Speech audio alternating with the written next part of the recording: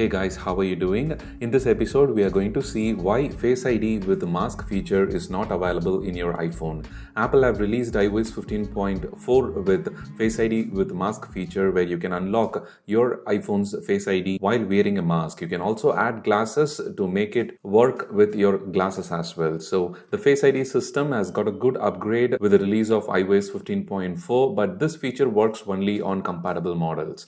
Many people have a question that why Face ID with mask feature is not available in my iPhone. Apple have set the requirement, the minimum requirement for this feature to be enabled under settings, Face ID and passcode is iPhone 12 and above models. So if you're using iPhone 10, 10s, 10s Max, 10R and iPhone 11, you won't be seeing this toggle under your settings, Face ID and passcode section. The main reason that I think why Apple didn't enable the Face ID with mask unlock feature for iPhone 11 and below models is when you check the processor details, the A13 Bionic chips has 8-core neural engine, where in A14 Bionic chip we have 16-core neural engine. The secure enclave is just a portion of this particular processor, and neural engine plays an important part while transforming your Face ID data and comparing it with the depth data and the mathematical function calculation. Everything happens, the neural engine and the data is safely stored in the secure enclave within this processor. As you can see from the Apple support document, they have mentioned about the Face ID.